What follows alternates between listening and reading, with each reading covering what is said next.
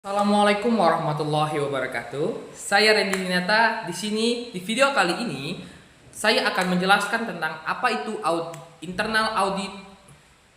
Internal audit adalah audit untuk aktivitas internal organisasi yang bersifat independen dan objektif, yang dirancang untuk menjamin kualitas pelaksanaan kegiatan, memfasilitasi kebutuhan konsultasi, menambah dan meningkatkan kualitas kegiatan operasional organisasi, serta membantu organisasi dalam mencapai tujuan dan sasaran yang telah ditetapkan secara efektif dan efisien dengan cara melakukan evaluasi secara sistematis dan penuh kedisiplinan untuk meningkatkan kualitas manajemen risiko pengendalian dan pengelolaan kegiatan operasional.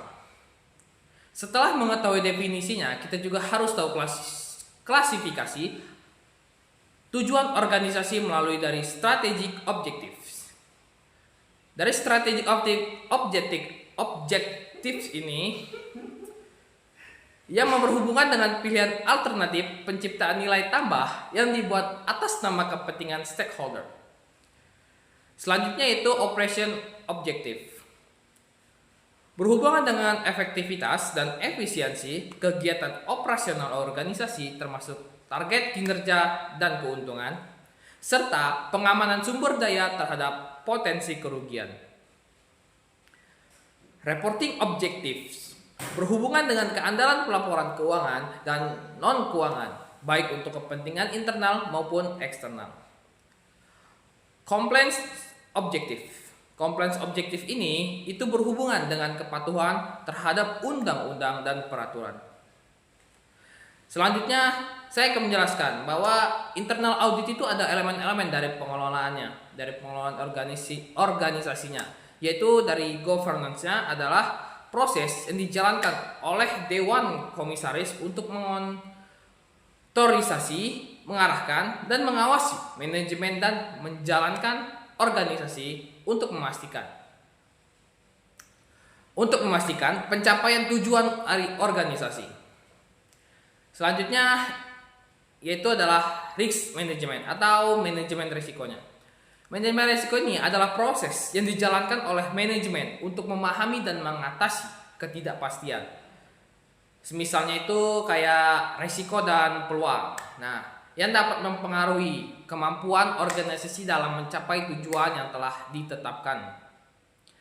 Dan yang terakhir itu dari elemen ini adalah kontrol. Kontrol adalah bagian dari risk management atau manajemen risiko, berupa proses yang dijalankan oleh manajemen untuk menurunkan risiko sampai ke tingkat yang dapat diterima dan dipertanggungjawabkan. Penugasan audit ada beberapa tahap penting, yaitu perencanaan, penugasan, pelaksanaan, dan pelaporan pelaksanaan penugasan. Perencanaan penugasan itu harus memahami objek auditnya, menetapkan tujuan penugasan, menentukan kebutuhan, bukti, dan menentukan sifat serta luas auditnya. Selanjutnya, saya akan menjelaskan hubungan akuntansi dengan auditing. Dalam konteks audit internal, audit dilaksanakan untuk tujuan, yaitu tujuannya itu adalah penjaminan kualitas seluruh aspek kegiatan internal organisasi, penyediaan fasilitas jasa konsultasi. Audit bersifat analitis dan investigatif, berdasarkan logika, argumentasi, dan perumusan kesimpulan. Kualitas kesimpulan dan saran auditor tergantung pada kemampuannya dalam mengumpulkan dan mengevaluasi data yang kompeten dalam jumlah yang memadai. Setelah itu, saya akan menjelaskan audit eksternal dan internal. Audit eksternal dan internal. Perusahaan publik di US oleh Federal Security Act diwajibkan untuk meminta auditor eksternal melakukan audit atas laporan keuangannya. Auditor eksternal itu adalah auditor yang menjalankan profesi auditor secara independen melalui wadah kantor angkutan publik atau bisa disebut atau disingkat gitu KAP. Jasa utama auditor eksternal adalah audit laporan keuangan, yaitu jasa penjaminan untuk memberikan pendapat tentang kewajaran pelaporan keuangan sesuai dengan standar akuntansi keuangan, yaitu SAK. Di US, Sarbanes-Oxley yang tahun 2002 itu mewajibkan auditor eksternal itu atau auditor independen perusahaan publik di US itu melakukan pengujian terhadap efektivitas SPI atas laporan keuangan pertanggal neraca. Pendapat auditor eksternal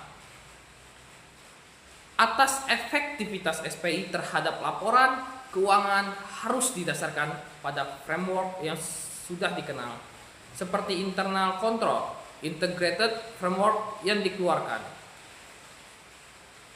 KAP memberikan jasa penjaminan atau asuransi atas pelaporan keuangan terutama untuk memberikan manfaat bagi pihak ketiga. Pihak ketiga ini mengendalikan jasa pengujian laporan keuangan oleh KAP, auditor independen atau external auditor. Pada saat akan menggunakan laporan keuangan sebagai dasar pengambilan keputusan bisnis. Auditor internal juga memberikan jasa penjaminan atau pengujian laporan keuangan, tetapi ditujukan untuk memberikan manfaat bagi manajemen dan komisaris, bukan lagi pihak ketiga. KAP memberikan jasa penjaminan atau asuransi atas pelaporan keuangan terutama untuk memberikan manfaat bagi pihak ketiga. Selanjutnya yaitu pihak ketiga ini mengandalkan jasa pengujian laporan keuangan oleh KAP atau auditor independen atau external auditor pada saat akan menggunakan laporan keuangan sebagai dasar pengambilan keputusan bisnis. Auditor internal juga memberikan jasa penjaminan atau pengujian laporan keuangan, tetapi ditujukan untuk memberi manfaat bagi manajemen dan komisaris, bukan bagi pihak ketiga. Baiklah, itu saja yang bisa saya sampaikan untuk video kali ini. Selebihnya saya mohon maaf, semoga penjelasan saya dapat mudah dipahami. Saya akhiri, wassalamualaikum warahmatullahi wabarakatuh.